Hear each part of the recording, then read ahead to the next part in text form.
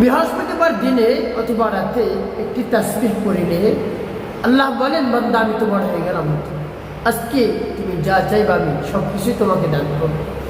তোমার মনের আশা, আকাঙ্ক্ষা, বাসনা, কামনা আমি পূরণ করে দেবো। ভাই বোনের আপনার যত মনে আশা আকাঙ্ক্ষা রয়েছে রব্বুল কারীমের কাছে বলবে, সাথে সাথে পূরণ হয়ে যাবে। আপনার অর্থ নাই, টাকা নাই, পয়সা নাই, রব্বুল কারীমের কাছে বলুন। ভালোবাসার মানুষ চলে গিয়েছে, দুশ্চিন্তা পেরেশানির মধ্যে পড়ে গেছে, স্বামী স্ত্রীর মধ্যে দ্বন্দ্ব, মনোমালিন্য লেগে রয়েছে, কোনোভাবেই সংসারে সুখ হচ্ছে না, অশান্তির আগুন ধাউ ধাউ করে জ্বলছে। আপনার সন্তান অবাধ্য, কথা শোনে না, স্বামী অবাধ্য, স্ত্রী অবাধ্য, রব্বুল কারীমের কাছে বলুন, তাসবিহটি পাঠ করে, সাথে সাথে আপনার মনে আশা পূরণ হবে। ভাই বোনেরা, বৃহস্পতিবার কিন্তু অত্যন্ত দামি এবং গুরুত্বপূর্ণ। তার কারণ এই দিন আল্লাহ রাব্বুল আলামিনের কাছে আমলনামা পেশ করা হয়। আল্লাহ হাবিব সাল্লাল্লাহু আলাইহি ওয়াসাল্লাম অন্য দিনের তুলনায় এই দিন বেশি ইবাদত করেছেন, নামাজ আদায় করেছেন, রোজা রাখছেন, তাসবিহ তাহলিল জিকির আজকার বেশি করেছেন, কোরআন তেলাওয়াত করেছেন, দান সদকা করেছেন। কেন? জামা আমল নামাটা যদি নামাজরত অবস্থায় যায়, রোজা রাখা অবস্থায় যায়, কোরআন তেলাওয়াত করা অবস্থায় যায়, কতই না উত্তম। সুবহানাল্লাহ। আরও গুরুত্ব রয়েছে, বছরে 5টি রাত গুরুত্বপূর্ণ। বৃহস্পতিবার, 2 ঈদের 2 রাত্রি, শবে বরাত, শবে কদর, এই 5টি রাত। তাই প্রত্যেক সপ্তাহের বৃহস্পতিবারকে আপনি মূল্যায়ন করবেন, বেশি বেশি ইবাদত করবেন, ইবাদত করে আপনি সময় কাটাবেন, দেখবেন আল্লাহ রাব্বুল আলামিন আপনার উপর রাজি এবং খুশি হয়ে যাবেন। প্রিয় ভাই বোনেরা, এভাবে যদি আপনি আমল করতে পারেন অবশ্যই উপকৃত হতে পারবেন। তো আপনার মনে আশা আকাঙ্ক্ষা পূরণ হয়ে যাবে, আপনি যা চাইবেন তাই রব্বুল কারীম দান করবেন। তার কারণ আল্লাহ রাব্বুল আলামিন খুশি হয়ে যান তার নাম ডাকলে, এতই খুশি হয়ে যান চাওয়া মাত্র সব কিছু আপনাকে দিয়ে। কিন্তু ভাই বোন, আপনি যদি একজন অভিভাবক হয়ে থাকেন, পিতা বা মাতা, আপনার সন্তান যদি ডাকে আপনাকে মা বলে, বাবা বলে, আপনার হৃদয়টা জুড়ে যায়। তেমনিভাবে রব্বুল কারীম বসে থাকেন যে আমার বান্দা, তেমনিভাবে রব্বুল কারীম অপেক্ষায় থাকেন কোন সময় আমার বান্দা আমাকে ডাকে আর আমি ডাকে উত্তর দিই। আমার বান্দা আমার কাছে চাইবে, চাওয়ার উত্তর দিই।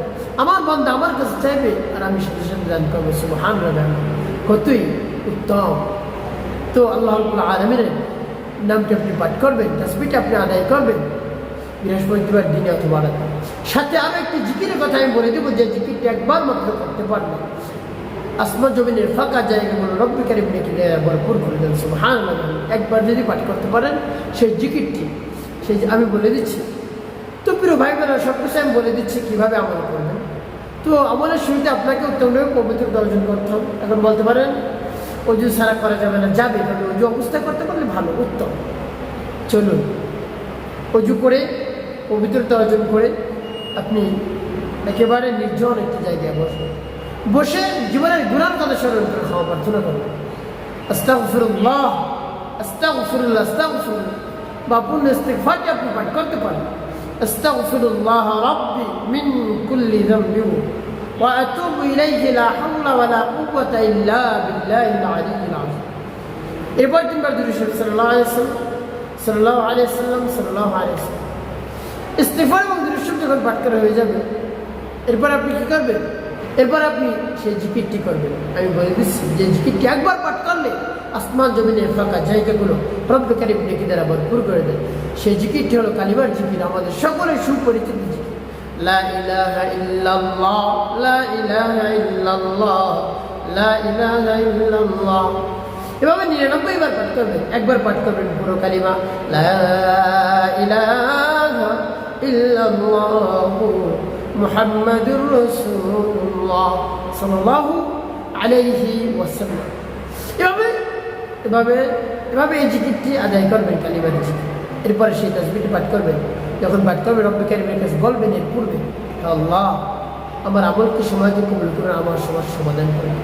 যে সমস্যার মধ্যে আপনি পড়ে গেছেন সেই সমস্যার কথা বারবার আপনি স্মরণ করবেন, মনে নিয়ে আসবেন, চিন্তায় রাখবেন সেই সমস্যা। এরপরে সেই তাসবিহ পাঠ করবেন। পরবর্তী কী করবেন? তাসবিহটি কয়বার আদায় করবেন আমি বলে দিচ্ছি সব কিছু। আগে তাসবিহটি বলে নিন। বিসমিল্লাহির রাহমানির রাহিম। ইয়া যাল জালালি ওয়াল ইকরাম, ইয়া যাল জালালি ওয়াল ইকরাম, ইয়া যাল জালালি ওয়াল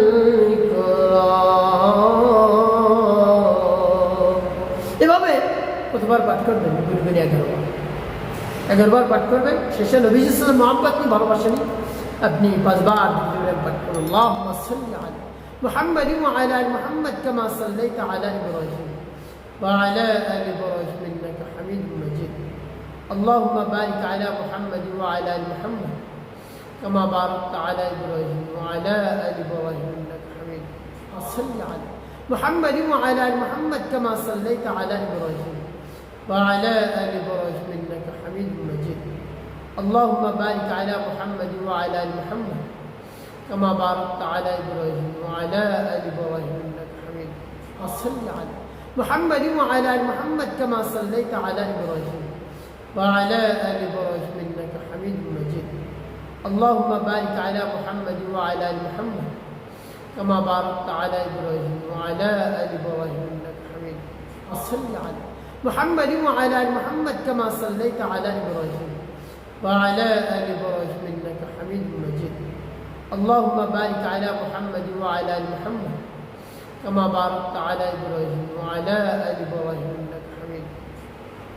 যখন দুই ইব্রাহিম পাঠ করা হয়ে যাবে, আপনার আমলটি করা শেষ। ওই স্থানে বসে রব্বুল কারীমের কাছে হাত উত্তোলন করে আকুতি মিনতি করে চোখের পানি ফেলে তার প্রশংসা করে তার বরাত্মর কথা প্রকাশ করে আপনার সমস্যার কথা তুলে ধরবেন। সাথে সাথে রব্বুল কারীম আপনার সমস্যা সমাধান করে দেবেন ইনশাআল্লাহ। একটি কাজ করতে হবে, পছন্দ নামাজ আদায় করতে হবে, মানুষের কল্যাণ খেদমত কাজ করবে, অবশ্যই আপনার জীবন সুখময় হবে, শান্তিপূর্ণ হবে।